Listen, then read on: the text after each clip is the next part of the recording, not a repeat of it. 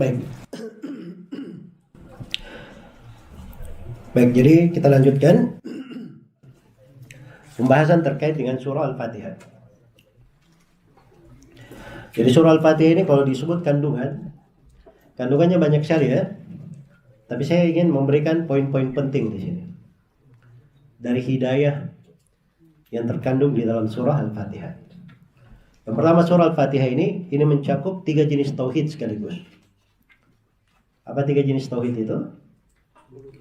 Rububiyah, uluhiyah, asma dan as-sifat. Uluhiyah jelas ya. Rububiyah jelas, Rabbil alamin, itu rububiyah ya. Uluhiyah dari kandungan ubudiyah yang terkandung di dalamnya, penyebutan nama Allah. Kemudian asma wa sifat itu jelas ada 3.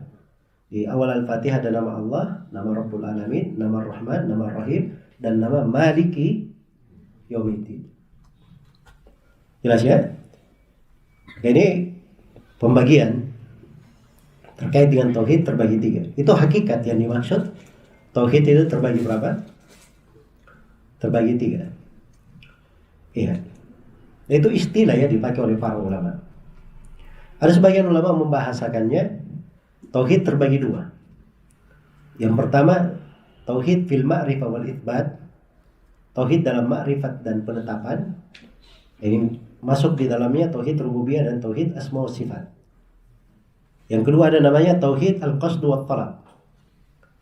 Tauhid di dalam maksud dan apa yang diminta. Nah, inilah tauhid uluhiyah. Tauhid apa? Uluhiyah. Baik. Karena itu tidak ada yang berbicara tentang mengkritik pembagian tauhid itu kecuali orang-orang yang apa? Tidak mengerti hakikat dari tauhid. Sampai ada yang membahasakan bahwa itu pembagian tauhid menjadi 3, mirip katanya trinitasnya orang-orang Nasrani. Naudzubillah. Ya. Itu kebatilan diucapkan oleh sebagian manusia. Mereka kalau ditanya apa dalilnya, misalnya di madhab Syafi'i, apa dalilnya furudul wudu ada 6? Apa dalilnya? Tidak ada hadits khusus mengatakan kewajiban wudu ada 6. Tidak ada dalil khusus. Kalau tanya dalilnya dari mana? Kata mereka, kita lacak, kita kumpulkan semua pembahasan, kita simpulkan begitu. Dia sama itu kesimpulan. Makanya ada yang bagi 3 dan yang bagi 2 sama saja maknanya. Kalau tidak senang dengan bagi 3, bagi 2 aja, nggak apa-apa. Salah pembagian saja. Jelas ya? Baik. Kemudian yang ketiga harus diketahui bahwa pembagian ini sudah dikenal dari dahulu. Ada di ucapan para ulama rahimahumullahu ta'ala. Baik. Kemudian yang kedua, di dalam surah Al-Fatihah ini juga terdapat 3 rukun agama. Dalam al-hub, kecintaan, roja, harapan, dan rasa takut. Ini 3. Alhamdulillahirabbil alamin itu gambaran kecintaan. Dia puji Allah Subhanahu wa ta'ala. Ar-Rahmanir Rahim, yang maha merahmati, maha mengasihi, yang maha luas rahmatnya. Itu gambaran harapan. Dia minta kepada Allah. Maliki Yaumiddin, itu rasa apa? Rasa takut, karena dia tahu bahwa Allah yang maha memiliki hari kebangkitan. Iya. Yang luar biasa ya, bagaimana hati digembleng di surah Al-Fatihah ini.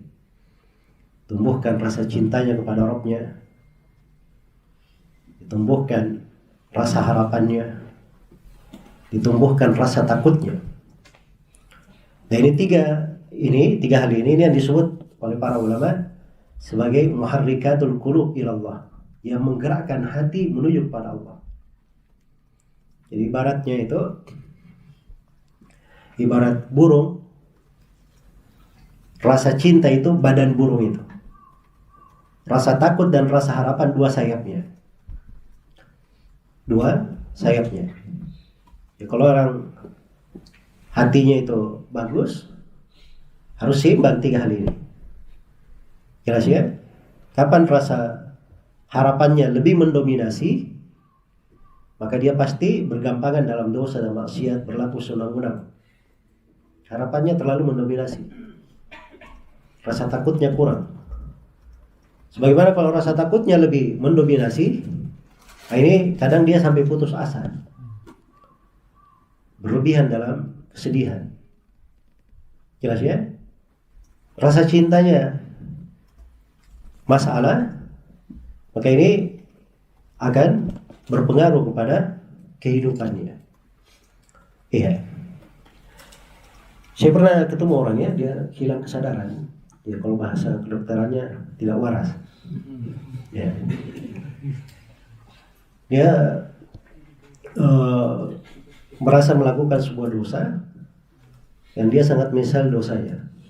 Jadi kalau ketemu saya itu selalu bahasa-bahasanya itu bahasa-bahasa sastra dia pakai.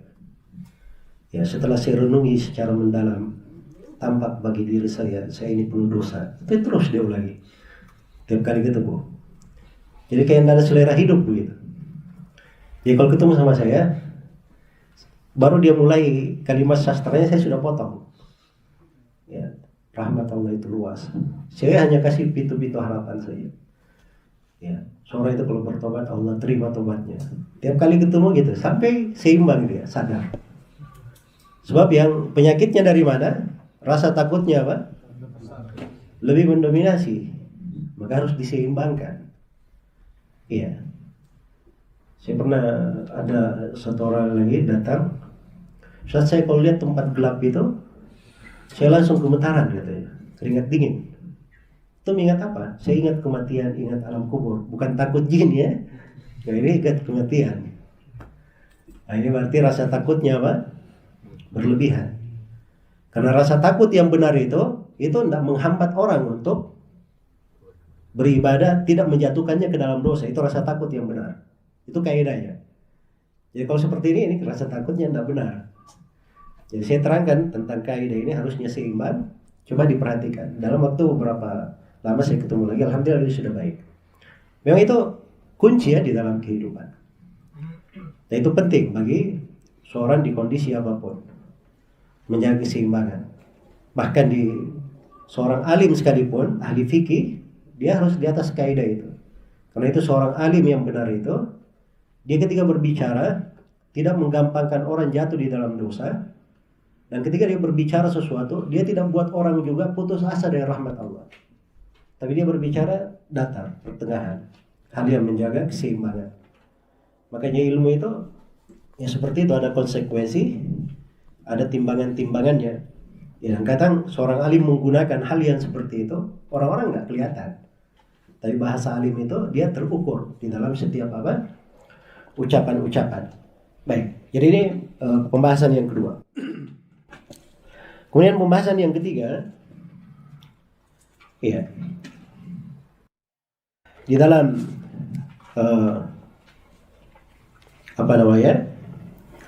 surah Al-Fatihah ini juga terdapat penetapan adanya hari pembalasan dan hari hisab. Ya. Penetapan adanya hari pembalasan dan hari hisab. Ini terkait dengan hari kebangkitan. Termasuk di usul surah Al-Fatihah. Karena ini bantahan pokok terhadap kaum musyrikin yang mengingkari hari kebangkitan. Iya. Dan di dalam surah Al-Fatihah ini, pelajaran yang keempat, terdapat di dalamnya perputaran penghambaan dan tauhid. Itu pada ayat iyyaka na'budu wa iyyaka nasta'in. Itu kalau ingin mendalami penghambaan dan tauhid, itu perputarannya di ayat itu. Iyyaka na'budu wa iyyaka nasta'in. Baik. Kemudian yang berikutnya dari pembahasan di surah ini itu tentang ayat iyyaka na'budu wa iyyaka nasta'in. Ada di situ manazil as-sairin. Jenjang-jenjang penghambaan. ya, tempat-tempat persinggahan di dalam berjalan menuju kepada Allah. Misalnya ya, iyyaka na'budu, hanya kepadamu ya Allah kami beribadah. Wa iyyaka nasta'in, hanya kepadamu ya Allah kami mohon pertolongan. Dihadirkan keikhlasan.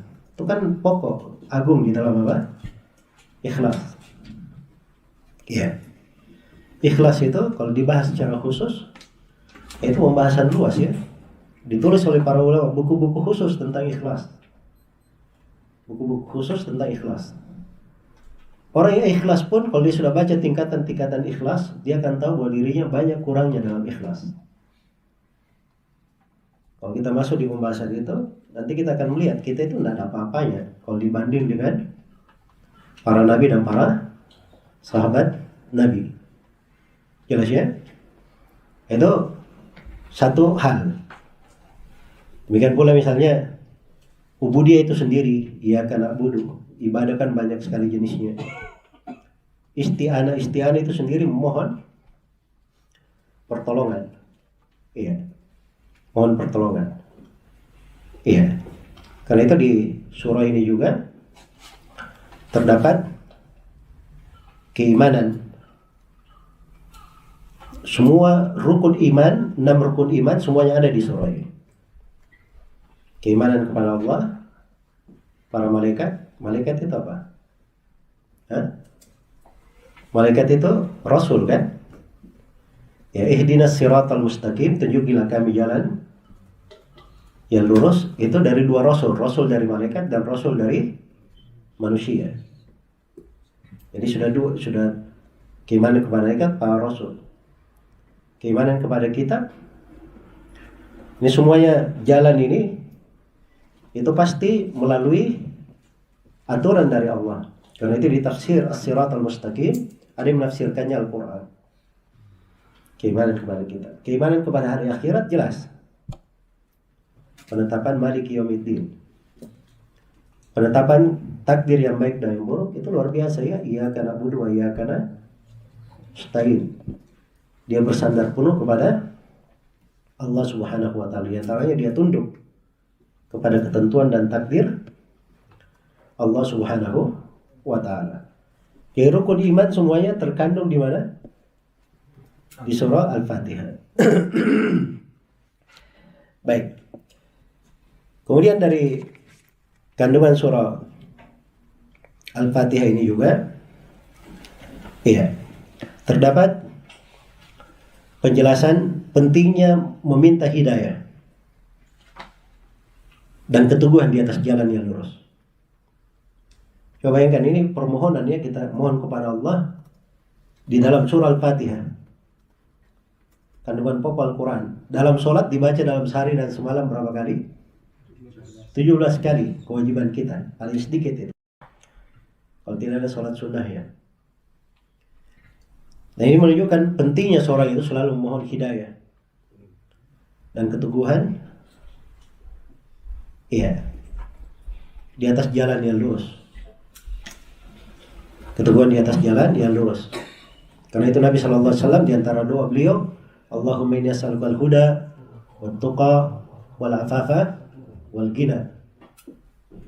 Nabi Musa alaihissalam ketika berjalan ke Madian, ya, sudah lari meninggalkan Firaun, doanya apa? Asa rabbi ayyahdiyani sawa as-sabil.